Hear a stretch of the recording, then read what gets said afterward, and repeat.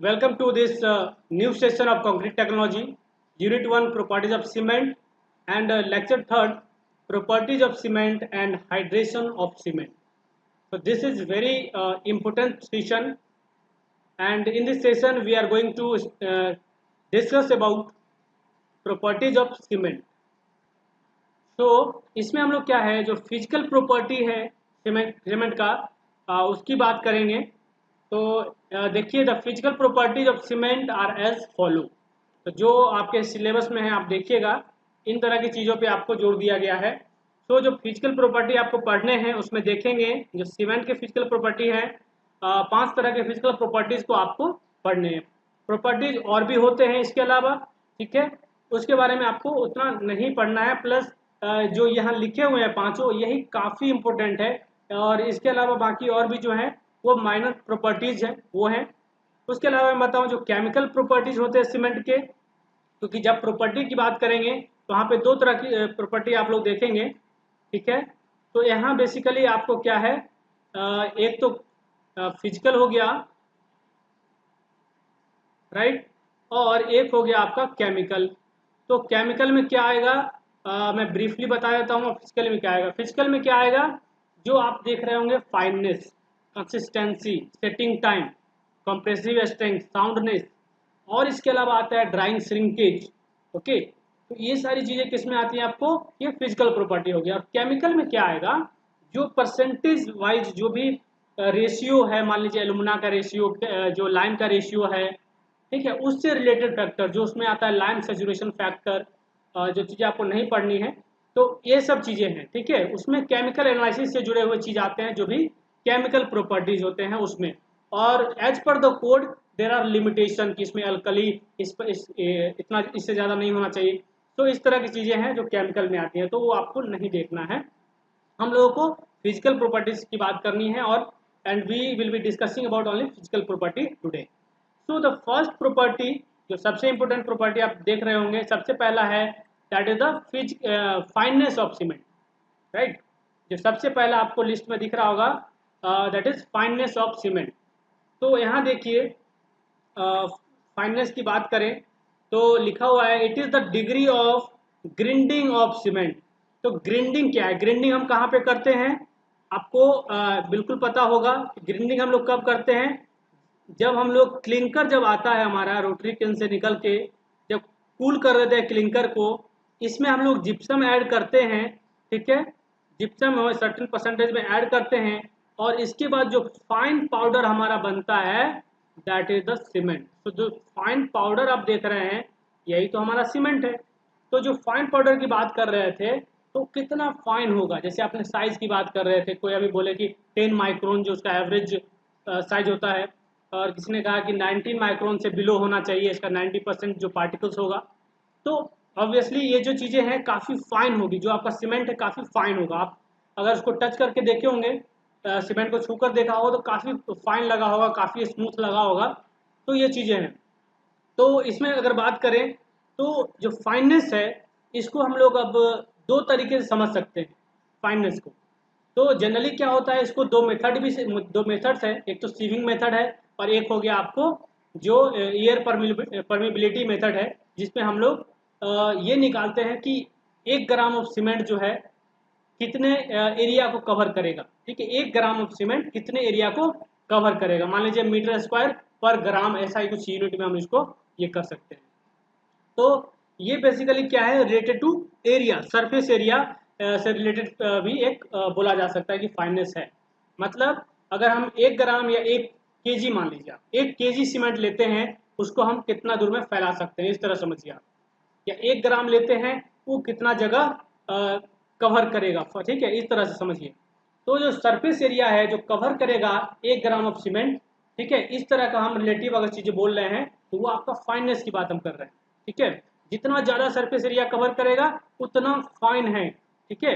कोई भी हम सब्सटेंस की बात करें, कोई भी चीज की बात कर लें अपार्ट फ्रॉम सीमेंट, तो वो जितना ज्यादा एरिया कवर करेगा वो उतना फाइन समझ लीजिए। अगर मान लीजिए आप बालू ले लीजिए, सैंड, ठीक है, सैंड ले लीजिए, और एक सीमेंट ले लीजिए, ठीक है, एक इक्वल उसका वेट ले लीजिए आप, ठीक है, ये करके देखिए घरों में। तो आप क्या कीजिए, एक मुट्ठी बालू ले लीजिए, एक मुट्ठी सीमेंट ले लीजिए, दोनों को देखिए एक सरफेस पे, ड्राई सरफेस पे फैला के देखिए आप उसको। ठीक है, तो आप देखेंगे कि जो सरफेस एरिया कवर हो रहा है वो सीमेंट के कारण ज़्यादा हो रहा है। सीमेंट कुछ ज़्यादा कवर करेगा एरिया को। क्यों ज़्यादा करेगा? क्योंकि उसमें फाइननेस बहुत ज़्यादा है, बहुत छोटा छोटा पार्टिकल है, बहुत छोटा छोटा ग्रेन उसमें है, इस कारण से वो ज़्यादा सरफेस एरिया कवर करेगा। अब यहाँ पे एक इंपॉर्टेंट बात आती है कि जब ज़्यादा सरफेस एरिया कवर करेगा तो क्या होगा कि अब मान लीजिए पानी आप मिलाते हैं, जब भी पानी मिलाते हैं तो क्या होगा, जितना ज़्यादा सरफेस एरिया होगा उतना ज़्यादा वो क्या होगा, पानी को खींचेगा, मतलब उतना जगह पे पानी पहुंच जाएगा। तो जितना ज़्यादा फाइनेंस होगा सीमेंट का, समझिए हमारा जो सीमेंट पार्टिकल है वो तुरंत रिएक्ट करेगा पानी से, मतलब पानी तुरंत उसके यहाँ पहुंच जाएगा। तो उससे क्या होगा, हमारा हाइड्रेशन इंक्रीज हो जाएगा। तो हाइड्रेशन आप समझते होंगे, हाइड्रेशन क्या है? जब हम सीमेंट में पानी मिलाते हैं तो जो सीमेंट और पानी का जो रिएक्शन है, इसी को हम लोग क्या बोल रहे हैं, हाइड्रेशन बोल रहे हैं। इसी के बीच का जो रिएक्शन है उसको हम लोग हाइड्रेशन बोल रहे हैं, ये आपको क्लियर होना चाहिए। ठीक है, चलिए आगे बढ़ते हैं इसमें। तो और यहाँ पे बात कही जा रही है, the rate of reaction of hydration depends upon the fineness of cement. तो जो रेट ऑफ रिएक्शन है या हाइड्रेशन रिएक्शन है वो किस पे डिपेंड करता है? फाइननेस पे डिपेंड करता है। ठीक है, सारी चीजें जो है आपको पता चलेगा आगे चल के, सब कुछ हाइड्रेशन पे टिका हुआ है। ठीक है, इसको आप लोग मार्क कर लीजिए अभी कि सारी चीजें कहाँ पे टिका हुआ है? हाइड्रेशन ऑफ सीमेंट, इसी पे सारी चीजें टिकी हुई हैं। सारी प्रॉपर्टीज आप जो कह रहे हैं सब इसी पे टिका हुआ है। और हाइड्रेशन किस पे टिका हुआ? तो फाइननेस पे। जो फाइननेस प्रॉपर्टी है उस पे हाइड्रेशन टिका हुआ है। कैसे? क्योंकि अगर फाइननेस जितना ज़्यादा होगा उतना जल्दी हमारा हाइड्रेशन होगा, अगर फाइननेस कम होगा तो हाइड्रेशन कम होगा। ठीक है, ये चीज़ आपको समझ में आ रही होगी धीरे धीरे। तो जो फाइन सीमेंट होगा offer a greater surface area for hydration and hence faster development of strength. मतलब जो सीमेंट फाइन होगा, जितना ज़्यादा फाइन होगा उतना उसका ज़्यादा सरफेस एरिया होगा और उतना ज़्यादा उसमें हाइड्रेशन होगा। ओके, ठीक है। तो फाइनस से हम लोग बात कर रहे हैं। तो मैंने आपको कहा कि इसको नोट कर लीजिए कि फाइनर cement offers a greater surface area for hydration and hence faster development of strength. तो मैं आपको एक और चीज बोल रहा हूँ ताकि अभी एज्यूम कर लीजिए आप कि हाइड्रेशन जो होता है that is related with the development of strength. ठीक है, जो स्ट्रेंथ है सीमेंट का, जो उसका मजबूती है, जो ताकत है, वो कहाँ से आ रहा है? तो हाइड्रेशन रिएक्शन से आता है, ये आप मान लीजिए अभी। ठीक, और जो फाइननेस है वो क्या है? एक सरफेस एरिया को शो कर रहा है कि जो इतना ज़्यादा फाइन सीमेंट होगा उतना ज़्यादा उसका सरफेस एरिया होगा। सरफेस एरिया कहने का मतलब उतना ज़्यादा वो जगह फेंकेगा किसी भी सरफेस पे, और जितना ज़्यादा सरफेस एरिया होगा उतना ज़्यादा वहाँ पे हाइड्रेशन होगा, कि जब पानी मिलाएंगे तो तुरंत पानी हर जितना भी पार्टिकल है सीमेंट का वहाँ तक पहुँच जाएगा। ठीक है, तो उतना हाइड्रेशन होगा। ठीक है, more the rate of hydration, more the rate of hydration result in more rate of evolution of heat. और जितना हाइड्रेशन होगा उतना हीट भी निकलता है, क्योंकि हाइड्रेशन जो है, तो जो हाइड्रेशन है दैट इज एक्जोथर्मिक रिएक्शन। और एक्जोथर्मिक रिएक्शन क्या होता है? जिसमें से हीट निकलता है, राइट। तो जब भी हाइड्रेशन होगा तो उसमें क्या होगा? हीट इवॉल्व होगा, हीट निकलेगा, राइट, हीट ऐसे निकलेगा। तो आप देखेंगे जब सीमेंट हम लोग जब सीमेंट में पानी मिलाते हैं, ठीक है, तो धीरे धीरे क्या है उसमें हाइड्रेशन शुरू हो जाता है। और जैसे जैसे हाइड्रेशन शुरू होता है आप देखेंगे सीमेंट ड्राई होने। तो अब बात कर लें कि फाइननेस जो होता है उसको हम लोग कैसे मेजर करते हैं। जो फाइननेस प्रॉपर्टी है सीमेंट का, ठीक है, कि वो कितना फाइन है, उसका ग्राइंडिंग किस तरह का है, और उसका सरफेस एरिया क्या है। तो इसको हम लोग डिटर्मिनेशन करने के लिए दो मेथड का यूज करेंगे। एक बोलते हैं बाई सीविंग। ठीक है, बाई सीविंग मतलब सीव करके हम लोग कर सकते हैं, मतलब जो ड्राई सीविंग, इसको ड्राई बोलिए, बाई ड्राई सीविंग बोल सकते हैं प्रॉपरली। उसके बाद दो मेथड है, तो एक और है आपका by using air permeability method. ठीक है, तो एक ब्लेन एयर परमेबिलिटी टेस्ट है, उससे भी हम इसको निकालते हैं। तो दोनों से क्या चीज़ें निकालते हैं? तो जो फाइननेस की बात करेंगे तो फाइननेस को हम लोग क्या करते हैं, दो तरीके से मैंने बताया आपको। तो एक तो ये हो सकता है कि हम इसका पार्टिकल साइज निकाल लें, राइट, कि किस पार्टिकल साइज के रेंज में है। तो पार्टिकल साइज निकाल सकते हैं। तो इसके लिए हम लोग क्या करेंगे, जो मेथड आपने देखा by dry sieving, dry sieving करके हम इसको कर सकते हैं। मतलब क्या करेंगे, हम लोग एक सीव लेंगे, ठीक है, जिसका साइज होता है 90 माइक्रोन। ठीक है, ये सीव लेंगे। इस सीव पे हम लोग क्या करेंगे, सीमेंट का कुछ सैंपल लेंगे और उसको सीव कर लेंगे, छान के देखेंगे, और छान के देखने के बाद हमको परसेंटेज मिल जाएगा कि कितना परसेंट उस पर रिटेन करता है, मतलब कितना परसेंट उस सीव पे, छन्नी पे रह जाता है। जितना रुक जाएगा वो मान लीजिए उसको हम लोग देखेंगे कि ये कितना है, कितना परसेंट है।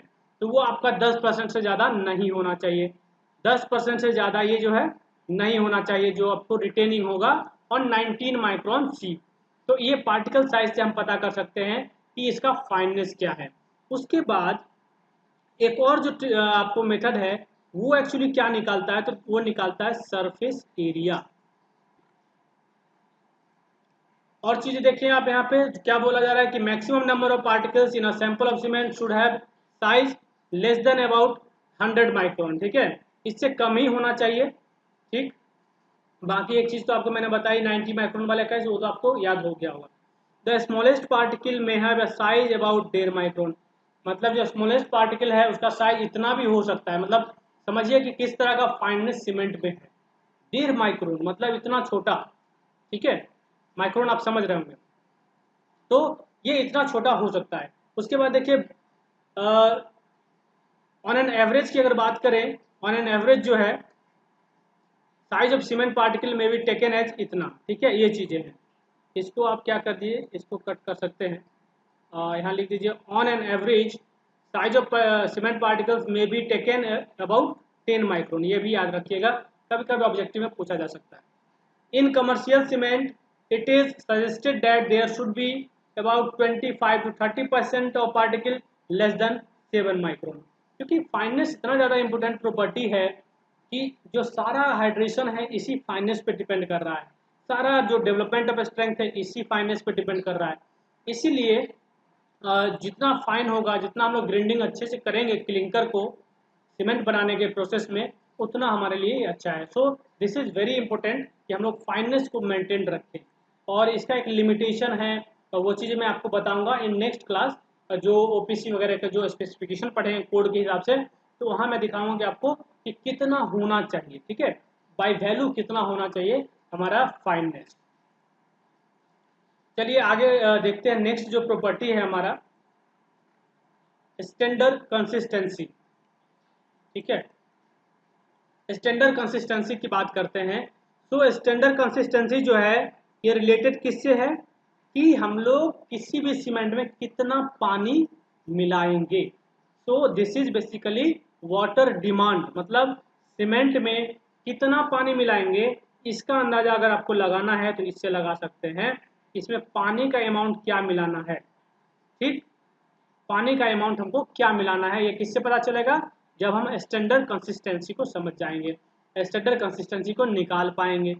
सो द स्टैंडर्ड कंसिस्टेंसी और water demand is related to the hydration of cement again, मतलब सीमेंट में कितना पानी ऐड करें कि उसका हाइड्रेशन हो सके। ठीक, तो पानी उसमें ऐड करने का मीनिंग क्या हुआ कि उसमें हाइड्रेशन जो है हम अचीव करना है, मैक्सिमम हाइड्रेशन हमारा हो सके, उस तरह से पानी हमको ऐड करना है। किसी भी सीमेंट को देख के नहीं कह सकते कि इसमें इतना पानी मिलाएंगे। Plus this is not a fixed parameter, इसको हम फिक्स्ड भी नहीं कर सकते हैं कि किसी भी सीमेंट का कितना कंसिस्टेंसी होगा। इसको पी से डिनोट करते हैं जनरली हम लोग।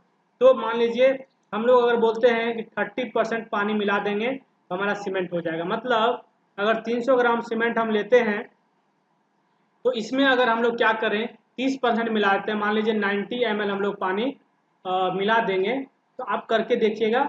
ठीक है, हो सकता है कि वो हमारा कंसिस्टेंसी आ जाए, मतलब वो मिक्स हो जाए। ठीक है, तो it may be consider as the water content needed to prepare a uniform cement paste. तो इसको मान सकते हैं ये भी कि हमारा जो सीमेंट पेस्ट है उसको यूनिफॉर्म मतलब अच्छे से मिक्स करके होमोजीनियस सीमेंट पेस्ट बनाने के लिए जो पानी का कंटेंट है वो हमारा स्टैंडर्ड कंसिस्टेंसी है। बट ये जो है रफली सही है। तो अगर हम लोग 30% कंसिस्टेंसी मानते हैं तो उसमें अगर हम सीमेंट 300 ग्राम ले रहे हैं तो 30% का निकालिएगा तो आपको 90 आएगा। ठीक है, 90 मान लीजिए इतना हम लोग पानी मिला के देख लेंगे। तो इसको हम लोग ट्रायल कर सकते हैं, और टेस्ट करने के लिए जो हमारा कोड है जो यहाँ पे एक लिखा होगा अकॉर्डिंग टू IS 31 पार्ट 4 1988। ये इंडियन स्टैंडर्ड का कोड है, कोड ऑफ प्रैक्टिस।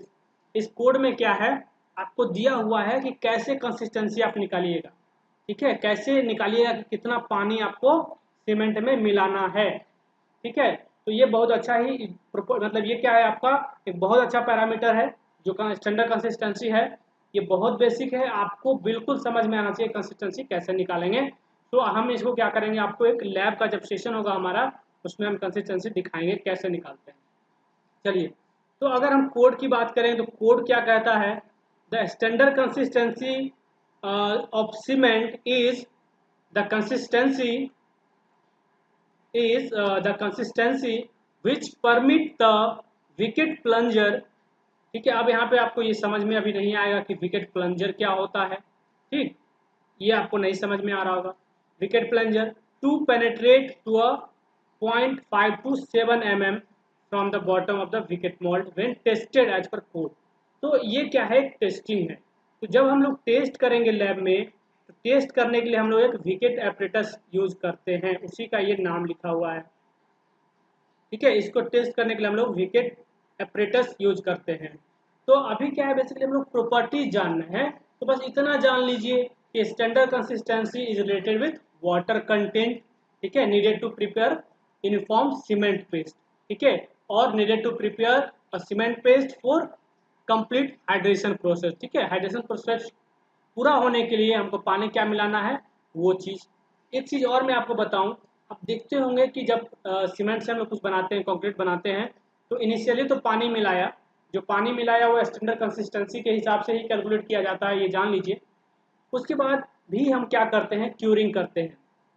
क्यों क्यूरिंग करते हैं, क्योंकि जो हाइड्रेशन होता है दैट इज एक्सोथर्मिक रिएक्शन, और हाइड्रेशन हाइड्रेशन जो प्रोसेस है वो क्या है आपका एक लंबा प्रोसेस है, छोटा प्रोसेस नहीं है वो कि एक दिन में हो गया हाइड्रेशन।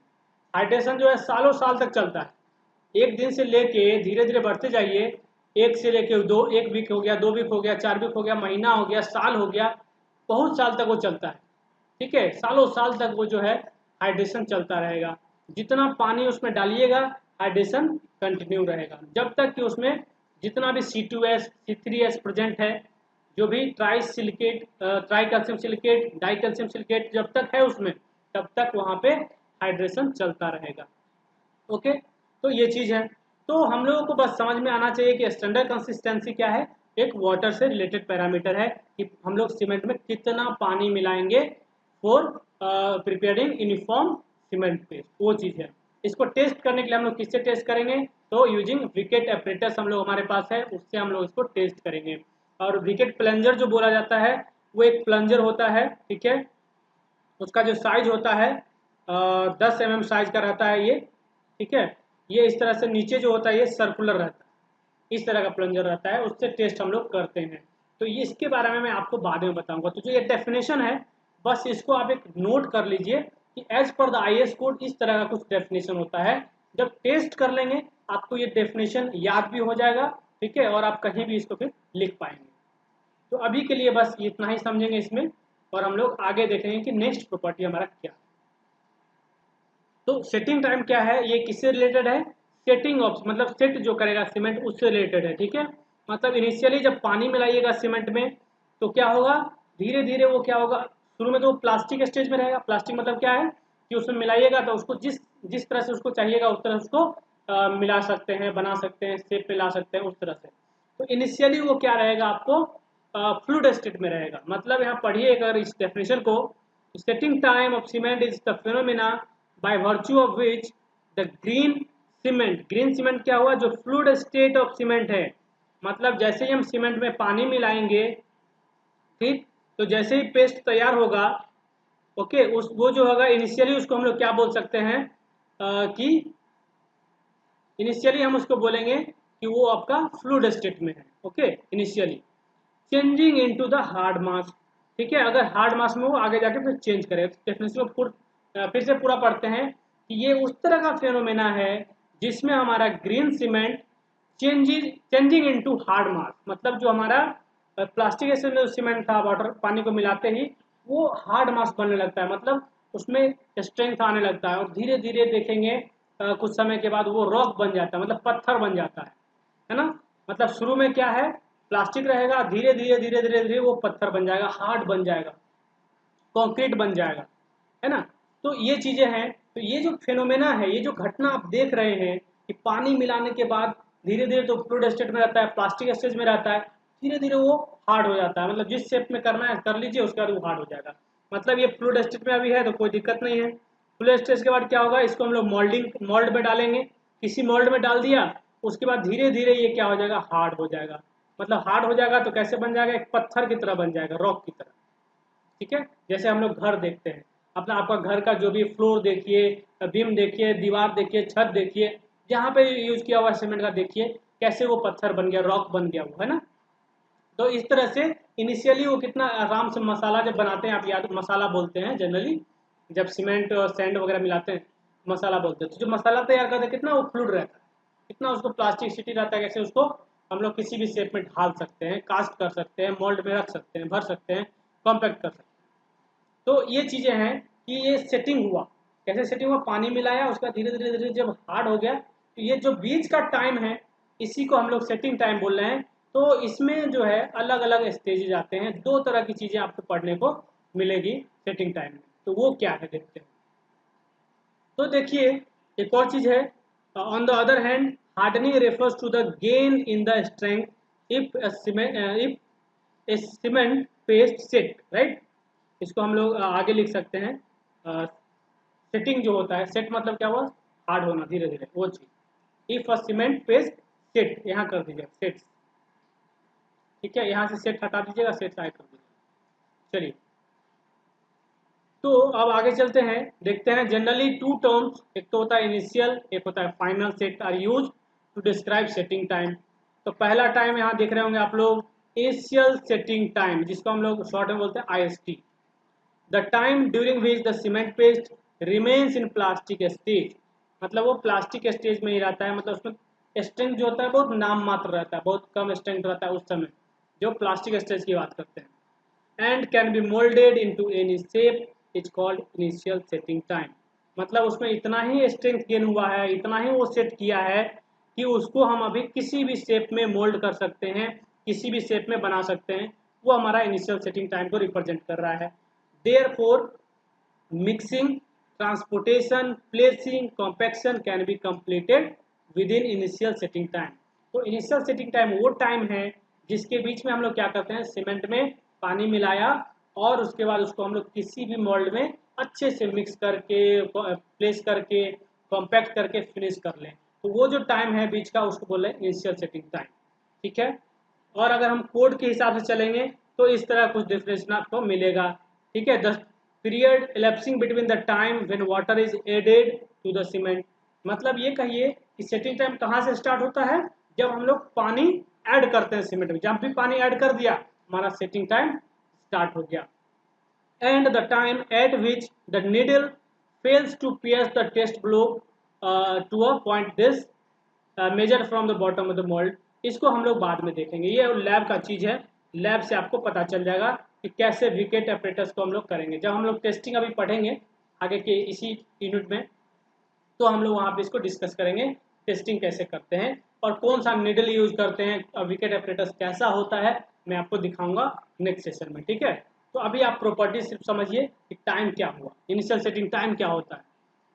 चलिए, अब आपको देखिए फाइनल सेटिंग टाइम क्या है। तो फाइनल सेटिंग टाइम कहाँ क्या हो गया, जब इनिशियल सेटिंग टाइम खत्म हुआ उसके बाद हमारा फाइनल सेटिंग टाइम शुरू हो गया। तो this is the duration after which the cement paste loses is plasticity and become rigid.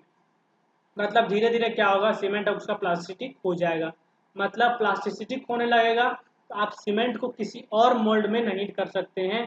एक बार उसको फिनिश कर दिया इनिशियल सेटिंग टाइम में, बस उतना ही। उसके बाद सेट अगर कर गया, मान लीजिए मसाला आपने तैयार किया कभी घरों में या कहीं पे भी, और मान लीजिए उसको छोड़ दिए कुछ समय के लिए और उसमें प्लास्टिसिटी उसका खत्म हो गया, सेटिंग शुरू हो गया, तो फिर आप उसको यूज नहीं कर पाइएगा। ठीक है, तो इसीलिए जब भी कहा जाता है, जैसे हम लोग बात करते हैं जब भी सीमेंट मिक्स करें तो उसको हम लोग with in half an hour हम उसको प्लेस कर दे, कास्ट कर ले, ये डिजायर रहता है, मतलब इसको आपको करना है, अदरवाइज क्या होगा उसमें सेटिंग हो जाएगा तो लम्स बनने लगेगा, ठीक है, छोटा छोटा छोटा छोटा बनने लगेगा, आपको प्लेसिंग सही से नहीं होगा, तो वो दिक्कत आएगी। इसीलिए हमारा इनिशियल सेटिंग टाइम में वो सारा काम हो जाना चाहिए फिनिशिंग तक का। अब फिनिशिंग हो गया, फिनिशिंग के बाद जो है हमारा फाइनल सेटिंग टाइम स्टार्ट हो जाता है। This is the duration after which cement paste loses plasticity, और वहां से प्लास्टिसिटी खत्म होने लगेगा और धीरे धीरे ये क्या होगा, रिजिड होने लगेगा, हार्ड होने लगेगा। तो जो हार्ड होने लगेगा वही फिनोमेना आपका प्लास्टिक फाइनल सेटिंग टाइम है। ठीक है, ये चीज है। तो उसके बाद एक आप यहाँ पे देखेंगे तो दिस इज कोड का डेफिनेशन यहाँ लिखा हुआ है, the period elapsing between time when water is added to cement and the time at which the needle makes an impression on the surface of paste block while attachment fails to do that shall be the final system. चलिए इसको आपको नहीं देखना है। तो कहने का मतलब यहाँ है कि जो भी सेटिंग टाइम की बात कर रहे हैं वो कहाँ से स्टार्ट होगा, जब हम सीमेंट में पानी मिलाएंगे वहीं से स्टार्ट होगा। चाहे वो सेटिंग टाइम की बात करिए या आप IST की बात कीजिए या FST की बात कीजिए, इनिशियल की बात कीजिए या फाइनल की बात कीजिए। तो पॉइंट ऑफ ओरिजिन क्या है हमारा टाइम का, इनिशियल क्या होगा हमारा, ये होगा। इसके बाद जैसे जैसे आगे बढ़ेंगे तो यहाँ तक सेटिंग IST हो गया, और यहाँ से लेके आगे बढ़ेंगे तो इधर कहीं जाके आपको FST मान लेते कहीं पे आएगा। ठीक, तो ये शुरू से ही आएगा, ये नहीं कि हम इनिशियल सेटिंग टाइम को छोड़ के FST बोल रहे हैं। इंक्लूडिंग दिस मतलब जहाँ पे पानी ऐड किया है वहां से लेके जो शुरू लास्ट तक का होगा फाइनल सेटिंग, वो निकालते हैं। इसमें IST जो है ये भी आपको जहाँ से पानी मिलाते हैं वहां से टाइम है, और जो फाइनल सेटिंग है वो भी कहाँ से टाइम है, जहाँ से पानी ऐड करते हैं। ठीक है, ये इंपॉर्टेंट है, जो ओरिजिन है हमारा पानी जब मिलाएंगे तब। चलिए, तो ये हमारा फाइनल सेटिंग टाइम है। जब निकालेंगे इसको तो आपको और क्लियर होगा, टेस्ट करेंगे तो और क्लियर होगा।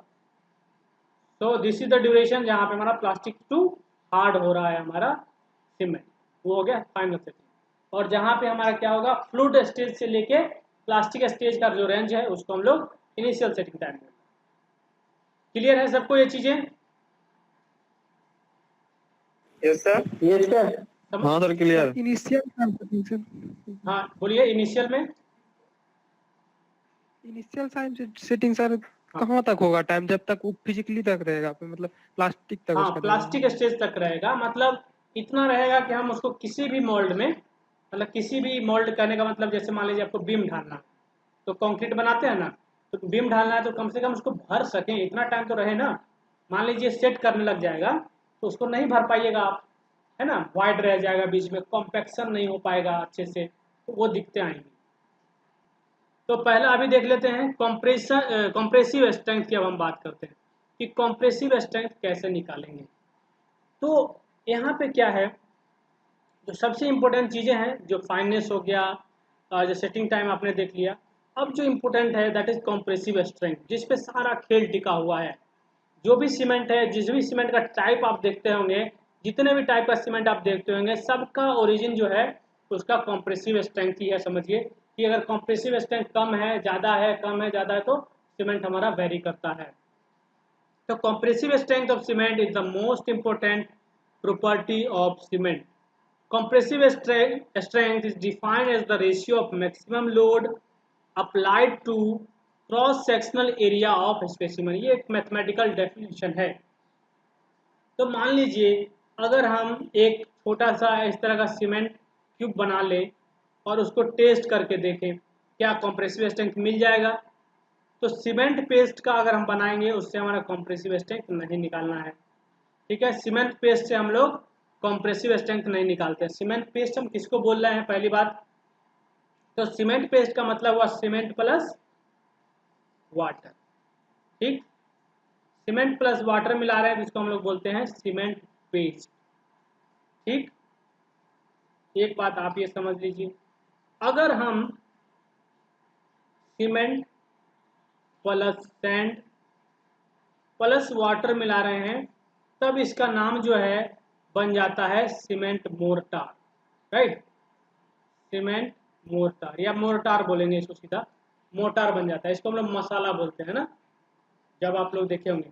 इसके बाद अगर हम इसमें कोर्स एग्रीगेट मिला देते हैं, cement plus sand plus gravel plus water, तब क्या बन जाता है बताइए आप लोग, क्या बन जाता है, कंक्रीट। कंक्रीट बन जाता है। Concrete sir. ये बेसिक आपको समझ में आ गया होगा अब तक। सीमेंट प्लस वाटर तो हम सीमेंट पेस्ट बोल रहे हैं, cement paste. Cement plus sand plus water बोले तब उसको हम लोग मोर्टार कह रहे हैं कि वो मोर्टार है, मसाला बन गया है। और जब हम cement plus sand plus gravel और प्लस वाटर की बात करेंगे तो कंक्रीट बन गया। तो यहाँ पे देखिए सबसे इम्पोर्टेंट जो बिल्डिंग मटेरियल है वो आपका यहाँ पे सीमेंट दिख रहा है, जो कि काफ़ी कॉमन है, हर जगह इसका रोल है टू गिव स्ट्रेंथ। मतलब स्ट्रेंथ जो भी आ रहा है कहाँ से आ रहा है, आपको सीमेंट दे रहा है, आपको बाइंडिंग प्रॉपर्टी दे रहा है, ताकि बाइंड करने से क्या हो रहा है, हमारा स्ट्रेंथ आ रहा है। कंक्रीट के केस में हम लोग बात अलग करेंगे, जहाँ पे ग्रेवल का भी रोल आता है स्ट्रेंथ में, ठीक, उसकी बात हम लोग बाद में करेंगे। तो जो अभी हम कॉम्प्रेसिव टेस्ट करते हैं सीमेंट का, तो हम लोग मोर्टार का यूज करते हैं, ठीक है। सीमेंट पेस्ट का सिर्फ कॉम्प्रेसिव स्ट्रेंथ टेस्ट नहीं होता है। हम क्या करते हैं कि सीमेंट लेते हैं, बालू लेते हैं, पानी लेते हैं, मिलाते हैं और एक क्यूब बनाते हैं। कितने सेंटीमीटर क्यूब बनाते हैं, तो 70.7 mm, मतलब आप कहिएगा 7 सेंटीमीटर, 7 सेंटीमीटर का हम लोग एक क्यूब तैयार करते हैं, ठीक है। इस तरह का क्यूब हम लोग बनाएंगे, ठीक, जिसका साइज क्या होगा 70.7 mm, ये क्यूब हो गया। क्यूब मतलब समझ गए, इसका LBH जो है आपका 70.7 mm रहेगा। ऐसा क्यूब बना के हम लोग तैयार कर लेंगे और उस क्यूब जो आपका क्यूब बन गया उसको हम लोग क्या करेंगे एट 28 डेज, ठीक है, 28 डेज पे हम लोग टेस्टिंग करते हैं, जो कि आपको काफ़ी क्लियर हो जब हम लोग कॉम्प्रेसिव स्ट्रेंथ का टेस्ट पढ़ेंगे, तो वहाँ टेस्ट करते हैं। तो मान लीजिए अगर मैंने कहा आपको कि जो आपको यहाँ पे क्यूब दिख रहा है 70.7 mm का है, तो उसका हमको क्रॉस सेक्शन एरिया आप निकाल के बताइए तो कितना होगा। मतलब ये हमारा एक क्यूब है जिसका हम मान लेते हैं 70.7 mm इधर है, 70.7 mm इधर है, प्लस मान लेते हैं इसका जो हाइट होगा, ठीक है, क्यूब आप बना के देख लीजिएगा, ये भी 70.7 है। तो इसको अगर आप एक सरफेस एरिया जो ये वाला पोर्शन है तो मल्टीप्लाई कर दीजिए ना, तो क्रॉस सेक्शन एरिया क्या हो जाएगा 70.7 इंटू 70.7 कितना आ जाएगा बताइए। 5000 सर। ये आ जाएगा 5000, मतलब अगर बोलेंगे तो 50 सेंटीमीटर स्क्वायर कुछ आएगा। तो अगर हम लोग इस तरह का क्यूब तैयार कर लें, और एक मशीन होता है जिसको हम लोग बोलते हैं कॉम्प्रेशन टेस्टिंग मशीन। इस टेस्ट में अगर हम इस मशीन में अगर हम टेस्ट करेंगे इसको, तो ऊपर से कंप्रेशन आएगा और नीचे से कंप्रेशन आएगा। मान लीजिए P जो है हमारा मैक्सिमम लोड आया और इस लोड पे हमारा फेल कर गया, टूट गया ये क्यूब, तो जहाँ ये टूट गया वही हमारा मैक्सिमम लोड हो गया।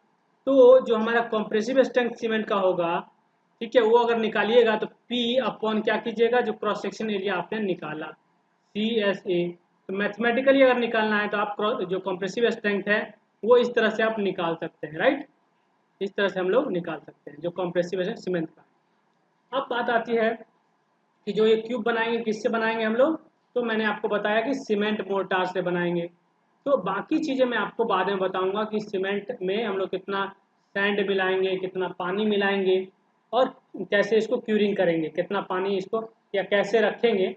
28 डेज बाद टेस्ट करते हैं, तो ये जनरली जो निकाला जाता है जो कैरेक्टरिस्टिक है वो 28 डेज है, क्योंकि 28 डेज पे क्या होता है हमारा मैक्सिमम जो स्ट्रेंथ है वो गेन हो जाता है, ठीक है, इसलिए हम 28 डेज पे टेस्ट करते हैं। तो ये सब चीज़ आपको और आगे मैं बताऊंगा, तो अभी के लिए इतना ही रखिए, ठीक। तो कॉम्प्रेसिव स्ट्रेंथ क्या हो गया आपका, ये जो है मैथमेटिकली आपने देखा कि मैक्सिमम लोड जो होगा क्यूब पे अपॉन क्रॉस सेक्शनल एरिया। उसके बाद देखिए in general a lower water cement ratio and a higher proportion of cement result in higher compressive strength। तो मान लीजिए जितना ज़्यादा सीमेंट होगा उतना ज़्यादा हमारा स्ट्रेंथ आएगा, है ना, वो चीज़ें हैं W/C रेशियो जो बोलते हैं water by cement.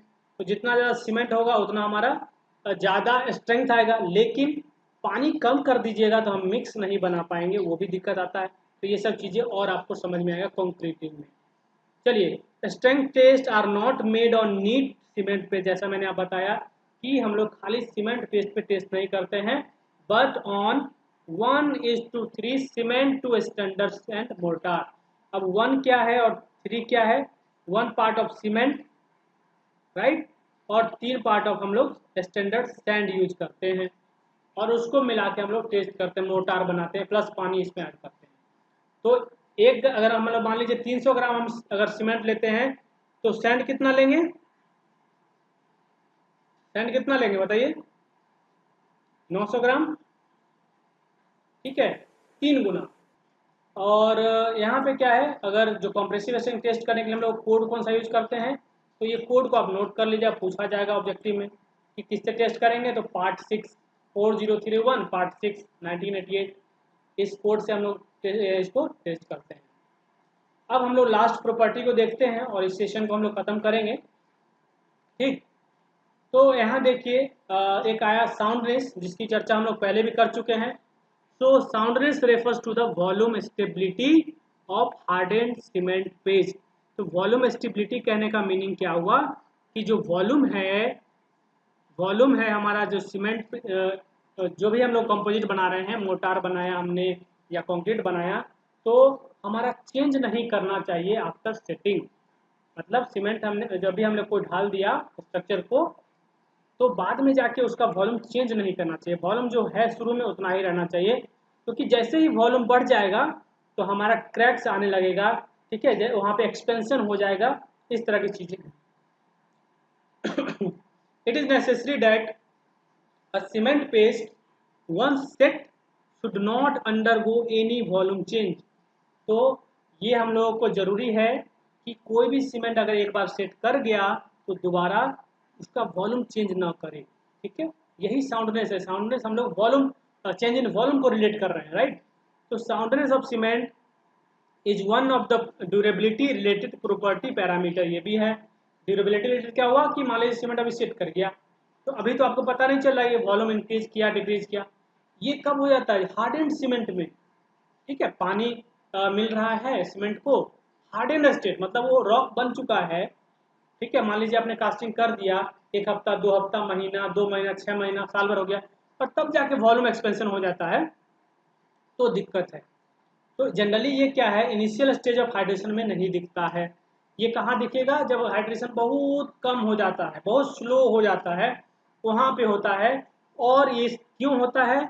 Because of 2 चीज़ें आपको जनरली मैंने बताई होंगी पहले भी, फ्री लाइम और फ्री MgO, ठीक है, इनके कारण, और फ्री जिप्सम होने के कारण भी हमारा होता है, ठीक है, क्योंकि कैल्शियम सल्फेट जो जिप्सम है वो भी अगर एक्स्ट्रा उसमें रह गया है, अनरिएक्टेड है, तो भी हमारा ये प्रॉब्लम आ सकता है। इसलिए सीमेंट का भी जो लिमिटेशन है, सॉरी जिप्सम का भी जो लिमिटेशन है वो आपने पढ़ा होगा कि इतने लिमिट में मिलाएंगे, उससे ज़्यादा नहीं मिलाते हैं।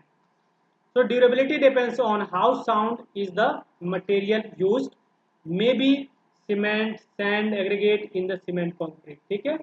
तो साउंडनेस कहने का मतलब हुआ क्या कि हमारा जो वॉल्यूम है वो चेंज नहीं हुआ। Soundness of cement depends largely on the ingredients. Ingredients में मतलब क्या हुआ, जो फ्री लाइम, जैसे लाइम वगैरह है बहुत ज़्यादा रह गया उसमें, मैग्नीशिया है उसका परसेंटेज आपने कंट्रोल नहीं किया, जिप्सम का नहीं किया, इन चीज़ों पे। Because of this, it undergoes an appreciable change in volume after setting, and which mainly due to long-term hydration of CaO and MgO। तो एक चीज़ मैंने आपको पहले भी इसमें बताई होंगी कि जो रिएक्शन हो जाता है आपको CaO और MgO का, वो क्या बन जाता है? 2 चीज़ बन जाता है। तो CaO से क्या बन जाएगा जब रिएक्शन कर जाएगा H2O से, तो आपको यहाँ आपको CO ये बन जाएगा, ये चीज़ बन जाएगा, तो एक्सपेंशन हो जाएगा, ठीक है, क्योंकि इसका वॉल्यूम ज़्यादा होता है इसका वॉल्यूम से, ठीक है, ये वॉल्यूम ज़्यादा होता है। इसी तरह से अगर MgO प्लस H2O होगा तो हमारा बन जाएगा MgOH2, ये बन जाएगा, तो इसका भी वॉल्यूम ज़्यादा होता है।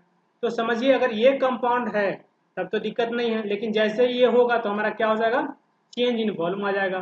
तो ये हमारा अनडिजायरेबल है, यही हमारा सीमेंट को अनसाउंड बनाता है।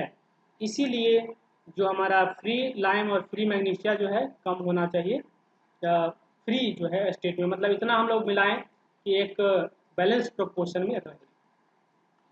ठीक है, समझ में आया यहाँ तक सबको, आप लोगों को? Yes sir. ठीक है, तो इन चीज़ों को आप लोग, सर बिल्कुल सही, इन चीज़ों को आप लोग अपने नोटबुक में कर भी लीजिए, नहीं किए हैं तो, और पढ़िएगा। और आगे की चीज़ें हाइड्रेशन के बारे में हम लोग नेक्स्ट सेशन में करेंगे। ओके, और इसमें क्या है, जो रेफरेंस है आपका, जो बुक है MS सेट्टी की बुक है, उसको आप पढ़ सकते हैं, काफ़ी अच्छी बुक है, रेफरेंस बुक है। उसके बाद और भी कंप्यूटर टेक्नोलॉजी की बुक आप पढ़ सकते हैं। ठीक है, ये सब चीज़ें हैं। बाकी जो नोट्स है आपको ये पढ़िए, बिकॉज अभी तो मतलब इस तरह का जो पेंडेमिक है इसमें आप बाहर नहीं जा सकते हैं, तो आप लोग घरों में रहिए और ये चीज़ों को पढ़िए। Okay, so thank you for the session and meet you in the next session.